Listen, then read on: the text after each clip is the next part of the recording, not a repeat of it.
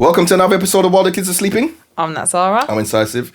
Guys, can I just ask you, if you want to support this podcast... Yes. We're just asking at the start. You might know, this might be your first time listening, but it doesn't matter. Even if it's your first time. Review us, because we haven't got that many reviews on Spotify, you know. Review us, but also subscribe. Subscribe if you have not a subscriber, but what can really help us, if you're on Apple Podcasts, if you're on Spotify, get your phone out now, please, and just give us a review quickly. Yeah, even if it's just review. the stars, you don't have to write. Just do the reviews. And also, this is pushing it now. Do the review. I was going to say, like, tell a friend. Tell a friend. Tell a friend. That's not pushing it. The least you can do is tell one friend. If you enjoy this every week, you're a hater if you don't tell a friend. Yeah, really. Share the news. Like, don't just tell a friend. And then, you know, like, your friend will be like, oh, my God, I started listening to this podcast. And you'll be like, oh, yeah, I listen to that too. And they'll be like... So why didn't you tell me? Why didn't you tell me? Tell your friend. But don't just tell them. Send them a link of maybe one of your favourite episodes of this episode. Very good idea. Isn't it? Yeah, like, come on, guys. We've also got a Patreon, for those who don't know. We do fortnightly episodes on... Spotify. Apple Pod, all of that stuff. Oh, yeah. I always say that. We all just say... All the platforms. But if you want weekly episodes, we got a Patreon. It's like £2.50 a month. You can sign up to the Patreon and get access. Also, I need to do an instruction guide. If you're on Spotify, you can listen to the Patreon episodes via Spotify if you link the two. Yeah. But you can also link the two on Apple Podcasts as well. Oh, can you? So I'm going to do a guide for that on Patreon because that's the only people it matters for. Caffeine does not give you energy. Caffeine does not give you energy. People that go gym, before they go gym, sometimes they have like a caffeine shot. An espresso, don't they? Right. Yeah. Caffeine does not give you any extra energy. Are you sure? This is while the kids are sleeping now. I'm pretty sure it does. As I always say, whatever you hear on this podcast or anything on the internet, go and research it 3 times on the internet from 3 different sources. Caffeine doesn't give you any extra energy. Okay. Shall I tell you what it does? It just blocks the gene that makes you feel tired. The hormone, whatever it is, that makes you feel tired. A suppressant? Yeah, it just blocks the tired one. And for that reason, you feel... Okay. Like you've got energy. Like you've got energy. Yeah, that's why people have it in the morning when they wake up. Right, but it doesn't give you any extra energy, so... Okay, it's but not spinach like Popeye. even blocking out the tired... Might give you energy helpful. Inadvertently, but... It's helpful. Yes, it's helpful. You know I'm obsessed with, like, apocalyptic situations. Yes. Like, end of the world, what would you do? Love it. Conplan 8888. Who? Conplan, C-O-N plan. It's a US plan created to deal with a zombie apocalypse created in... What, this is a real thing? A real plan created by the US government in 2011 is called the Conplan 8888, which is how they will deal with a zombie apocalypse. Interesting. So apparently they're saying it's a fictional training exercise to teach military planners the fundamental tools of joint operational planning and execution, which is used for real-world contingency planning. So they're saying, oh, it was just training. I don't believe it was training. You think it's going to happen? I think they think about it like I think about it. Do you know what I always think? If I think about zombies and things, I always imagine it will happen in America. I just don't think it will happen. I'm sorry. But you know, they've got the zombie film, what's 28 Days Later? That was set here. You haven't seen that? No, I haven't. No. I just always think of an American setting. I haven't seen that either. I found out a random thing about Mission Impossible. There's a new Mission Impossible coming. I saw the trailer. Do you know, Mission Impossible, let me tell you how they make that film. They don't write any script or any... What? This is how they write it. Do you know what the first thing they do when they make the film? What? Record the stunts. Record the stunts. I knew it. What's his name? Tom Cruise. Tom Hanks. Tom Cruise says, and whoever he rolls with, they say, yeah, I want to hang off a plane whilst the plane's... I want to ride a motorbike off the mountain. And they even shoot it. So this film is just someone's dream of doing different stunts. And then they think, let's do a script around it. Right. Every Mission Impossible film, they think of the stunts. They even shoot the stunts. Then they call in the writers and say, look, we've got these stunts. Write a film around that. But he does a lot of the stunts, doesn't he? He does the stunts. That's the whole part about it. So but he'll do the stunt and they won't know what the film's about. What should I do next? Right. So they do the stunt and then after that, the writers come in and be like, okay, well, we could do this. And then at that point, then they do the stunt. Isn't that more tricky? It's the most tricky thing I've ever seen. Crazy. But they're doing it, though. This is about the 9th film, isn't it? And now, this 9th film apparently has to tie all the films together in some ultimate plan when you didn't plan the first film. But actually, just thinking about it, really and truly, it's if you're writing that film, you're writing the film, and although the stunts are recorded beforehand, they can just fit them stunts in anywhere. They have to just write a couple little extra lines and be like, he's going to jump out of a plane to get away from this person. It's not hard. But also, that means as well, during the stunts, they don't really say much because they don't know what's going to happen. Yeah, fine. Who's got time to speak during the stunts anyway? And they'll just put, and you'll notice in the stunts, if there is dialogue, then it's like voice over dialogue or stuff where you can't actually see their faces. Yeah, that's it. I don't think that's that difficult. But I think that's a weird way of making a film. It's a weird way. Let's just shoot the stunts. But I don't think it's hard. Also, I think, do you know what I think? Well, when they make these films, long-term films, what if your barber matches up your haircut on month 10? Month 10, I'm shooting a film, which is like day 2 of the film in film world. Yeah. And my haircut's completely different from... I know they got what's it called? What's it called? What's the word? CGI.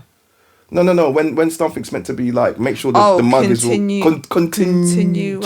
continuality. What? I don't know the word. There's a word, the word isn't escapes it? me. By that word, they got those people that literally make sure the mug's in the right place. I feel like I'd be good at that kind of job. But how are you going to make sure my trim's the same if my barber's having an off day? That's not my responsibility, to be honest. That is your job. You and your barber. That's part of it. No, I'd say this is how your hair needs to look. What is the word? It's not contingent. It's this is gonna annoy me. Continuity. Thank you. Where did that come from? It was there. You pulled it out. I went first. I was on the train the other day. That always shakes her head. I just find the train so interesting. I was on the train and there was a woman on the train, right? She was a South Asian woman, right? And she was sitting next to the South Asian man, so I thought they're together. Because the woman was sleeping, fast asleep. Yeah, so I thought, okay, cool, they're together. Then the man next to her gets up and gets off. So I'm like, oh my God, they're not together. No, they're not together. No. So then that made me think, people that sleep on the trains, how do they do it? Are they really sleeping? Listen, they are. How do they know when they're getting off? There was a man on the train the other morning. This man was snoring loud. But where was it going? But it was only one more stop. No, I guess he was. Houston was the last stop. Yeah. So fair enough. Fine. But this is London Underground. I know what you mean. She could have missed her stop. But I've seen people do it before, and I don't understand. They must either they're closing their eyes and pretending. I've jumped out of my sleep and I'm like, oh my God, my stop. That's happened to me before. That has happened to me. It's a crazy. But what is the logic? It's a rhythm. You kind of roughly, if you get that train often. But you're sleeping. That's what I mean. Yeah, but you get that train often enough, you kind of like 2 more stops. No. If you're saying 2 more stops, that means you're pretending. It's pretend sleep. You don't really sleep. That's what I mean. I've slept. Are you sleeping or not sleeping? And then I've caught myself. No, but you're in a wave of sleep, aren't you? So you know you are sleeping, but obviously there's something in the back of your mind that means, hun, you're not in bed. So you need to be on slight alert, and then you be like, oh, my stop. Or you'll wake up, you're like, okay, I know I've got one more stop. Keep your eyes open. Just mid-sleep. But then people that go to the end of the train and they miss their stop, like especially like if it's a late night and they fall asleep on the train, they had a few drinks, they fall asleep on the train, they just got to get off and get a cab from where they are. Next time I see someone sleeping on the train, I'm going to wake them up. I'm going to be like, excuse me, what's your stop? I'm going to say, this is childish. This is childish what you are doing. You're risking... What they should really do is say, sorry, what stop are you going to? Okay, cool. Wake me up before you get off, because I've got to get off the stop after you. It's childish. I don't understand. That is living on the edge. I could never. That's a tired person. I could never. I ain't been to the club in a while. So I was thinking, can you still whine a girl in the club? Is that still... So back in the day, for those who don't know, you go to the club, music's playing, girl dancing, you just go behind her. And this actually sounds borderline when I think about it now. But you go behind her and you borderline. Push up behind her and just start dancing. She turns her neck around, or she looks at her friend who's opposite her and therefore looking at you. She'll open her eyes wide to her friend. Her friend will either nod, the nod of approval that yes, it's a good man, good looking man, or the friend will shake her head and then she'll walk away. Or she turns her head around and she looks at you and decides whether she wants to carry on dancing. If it's a yes, you can carry on dancing. But there's no verbal exchange. There's no verbal exchange. No. You just go behind and hope pelvis to butt, maybe. That must be so crazy for guys to do though, but anyway. Pelvis to butt and you start dancing. Is that still a thing now? I don't know. Do you know what? I can't imagine. I don't think it would be really now. I can't imagine that's a thing. I think these lot are too... Oh, you're not allowed to do that. You know, you don't need... Excuse me, I've got rights. You're not allowed to just come and dance with me. You need to ask my permission. I mean, I understand it though. I get it because it is borderline. What, just going up to someone having a little dance? Nat, you're just dancing your dance, enjoying your song. You're singing your song Take now. it too far, man. Let people have a little dance. That's the whole point. You're singing That's your how song. some people meet and then all of a their sudden, partners. You just feel a man's pelvis on your butt. Boop! And then now he's moving with you. Yeah. It's borderline. If you just take yourself out and just look at the act, and the actual interaction is borderline. Yeah, I understand. I get it. But sometime in life, like, if this is a normal thing, man, come on. It was a normal thing. It's enough. No. There were people are not going to be allowed to do anything at all. A little dance. There were a lot of normal things back in the day that just because they were normal. No, come on. I get that. Right. I agree with that. Right. I agree with that. But a dance. I'm saying, is it still a thing? Because it's not like you're not holding someone, like you're not allowed to move. Yeah. You might have a little dance. If you don't want to do it, you just walk off. So in Carnival, I think maybe behind the floats when they're playing soca music, that might still be a thing. It's definitely a thing. In festivals, people don't dance with each other like that. I don't. No. It's not that. So in the club, there's no point asking me. you went out the other day to R&B. Yeah, but I mean, I didn't witness that. You didn't witness. No, I didn't witness it. People don't dance. I don't know if people do it, but I think that's quite a mixed crowd anyway. In terms of what? Like age groups and stuff. Fair. But I don't know. To be honest, I have no idea. I think people should. People in the comments. People in the comments. If people should, people in the comments. Do you think people still dance in the club like a guy just move to a girl? And do you think people should if they don't? Those are the two questions. I think a lot of back in the day, like, you might meet your new boyfriend or girlfriend like that.